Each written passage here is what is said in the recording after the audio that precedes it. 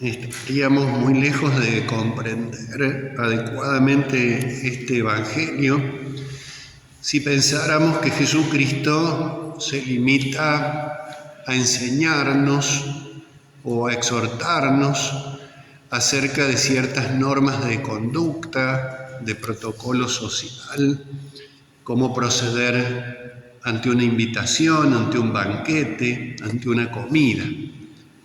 Jesús hace mucho más que eso. Nos da aquí como dos grandes enseñanzas, porque lo habían invitado a Jesucristo a comer nada menos que en casa de uno de los fariseos más importantes.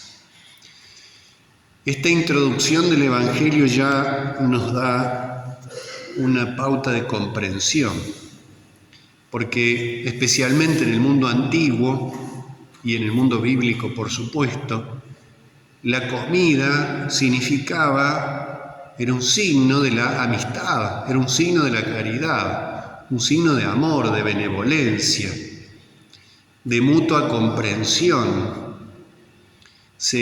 Aquel que comía con otro significaba que había establecido una alianza.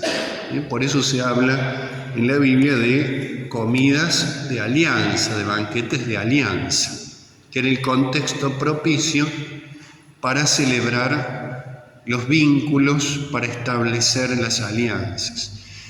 En el orden sobrenatural, por supuesto, podemos pensar en la Pascua, comida de alianza por excelencia, pero también se daban en las comidas comunes y corrientes, aunque no tuvieran una índole sobrenatural. Siempre se pactaba una alianza, el hecho mismo de comer con otro. Y por eso sorprende, de hecho recordemos que los fariseos se molestan con Jesucristo y una de las críticas que le hacen es: este come con publicanos y pecadores. En el comienzo de las parábolas de la misericordia, donde está la del hijo pródigo, el inicio dice eso. Mientras los publicanos y pecadores se acercaban a Jesucristo para escucharlo, los fariseos murmuraban diciendo: este come con publicanos y pecadores. Nos parecería una crítica poco relevante, pero lo es y mucho, porque significa establece alianza. Lo que a los fariseos les molesta es la alianza, porque la alianza es amor, es amistad, es caridad. Y de alguna manera iguala a los que la establecen. Y entonces esa crítica es: Jesucristo, si come con publicanos y pecadores, quiere decir que está a su mismo nivel, quiere decir que los acepta, que los recibe, que no tiene nada que criticarles. En definitiva, se molestaban porque ese gesto era un gesto de misericordia. En este caso pasa algo muy especial, porque es un fariseo el que lo invita, y no cualquiera, sino un fariseo de alto rango. Y probablemente muchos otros fariseos también participaban de esa comida, que debía ser, como toda comida, una comida de alianza. Y acá sucede exactamente lo contrario, porque si hay algo a lo cual los fariseos se resisten, es a la alianza con Dios, con Jesucristo. Le ofrecen siempre resistencia al vínculo de amor con Dios. Y entonces nos dice esto: ese sábado, día sagrado por excelencia, entra a comer en casa de los fariseos, de uno de los principales. San Lucas nos marca también otro detalle: lo observaban atentamente. Esto también es una pauta de comprensión del fariseísmo en la Escritura. Siempre están mirando qué dice y qué hace Jesucristo, pero no para aprender de él, sino para tener objetivo o argumento para acusarlo. Da la impresión en el Evangelio que están más pendientes de Jesucristo los fariseos que los propios apóstoles.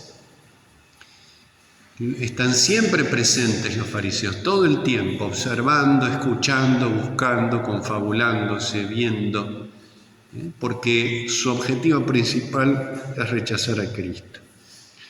Y entonces ahí, en ese contexto, que era lo más contrario a una alianza, Jesucristo da estas dos grandes enseñanzas que, como les decía al comienzo, están muy lejos de ser un protocolo social, una norma de conducta, un modo de proceder en una comida, en un banquete.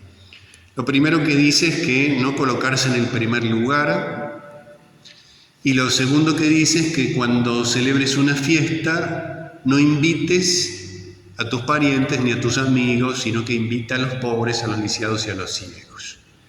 Y por eso es muy importante entender lo que en el fondo quiere decir aquí Jesucristo. Cuando habla del primer lugar, no busques el primer lugar, no habla en realidad de lugares físicos, sino de los motivos. Y por eso tenemos que tener siempre en cuenta que el contexto de esa comida era un contexto farisaico. Y los fariseos buscaban el primer lugar, pero no por una cuestión de ubicación, sino por una cuestión de soberbia. El primer lugar para ellos no era un asiento, el primer lugar para ellos era el reconocimiento del mundo, algo típico del fariseísmo. Jesús lo dice en otra parte: todo lo hacen para ser vistos, para recibir la recompensa del mundo, para recibir el aplauso del mundo. No para que Dios brille, sino para que brillen ellos, para ser objeto del culto de los demás. Eso es lo que está denunciando aquí Jesucristo. Después uno se puede sentar en cualquier lugar. No nos está diciendo qué lugar tenemos que ocupar físicamente, en ningún momento. Nos está advirtiendo sobre ese peligro que era uno de los grandes dramas del fariseísmo: buscarse a sí mismos. En el fondo, buscar la recompensa en este mundo y no en Dios. Para el fariseo, su bienaventuranza no es Dios, es este mundo. Y por eso eran amantes de la riqueza también.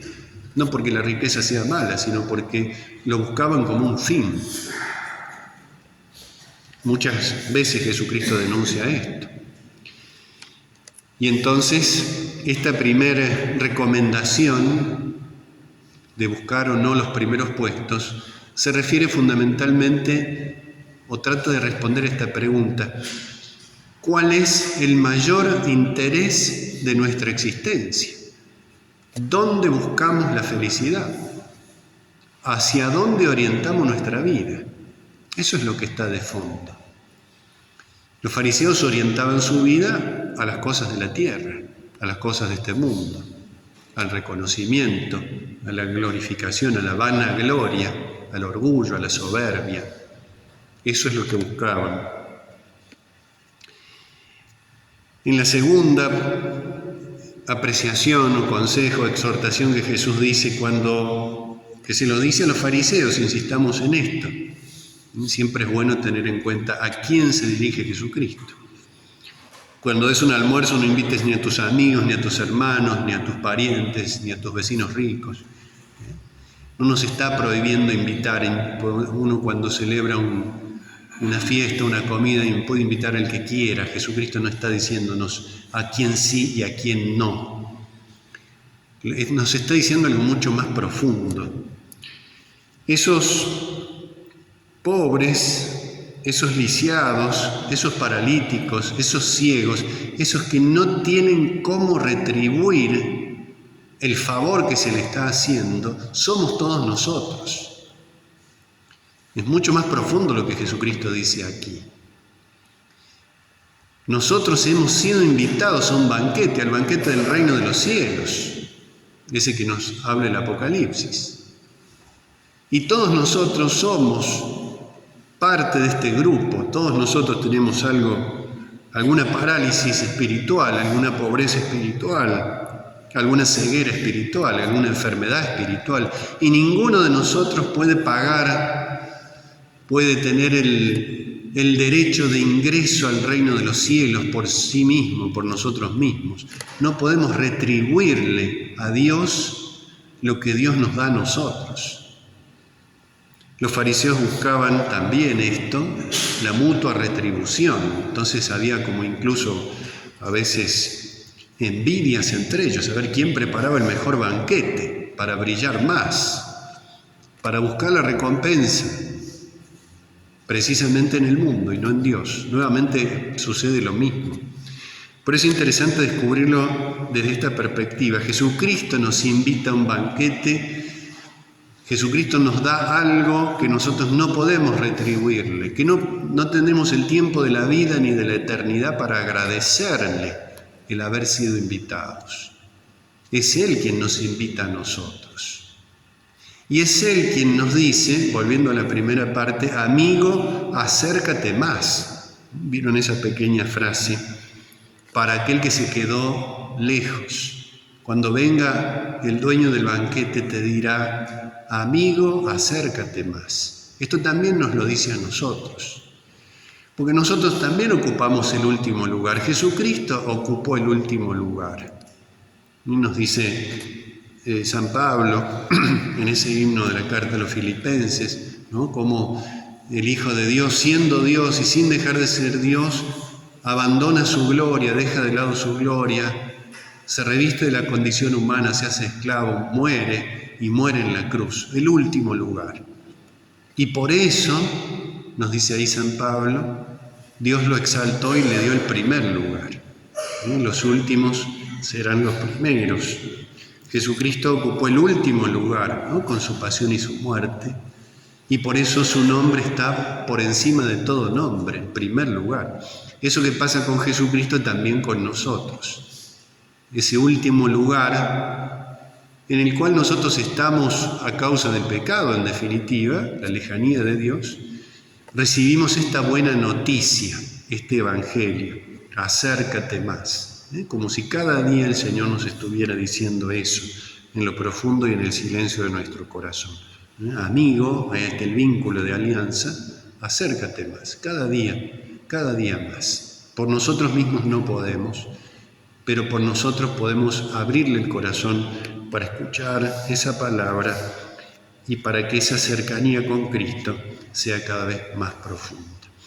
Pidámosle al Señor entonces que nos ayude a vivir estos consejos que Él nos ha dado en el sentido espiritual, que nuestra recompensa, o sea, que la orientación de nuestra vida sea Dios, que sea lo más importante, y que nos reconozcamos en ese grupo que les decía recién, necesitados de participar de ese banquete del reino de los cielos, al cual el Señor nos ha invitado y renueva cada día esa invitación, para que un día podamos celebrarlo en la patria del cielo.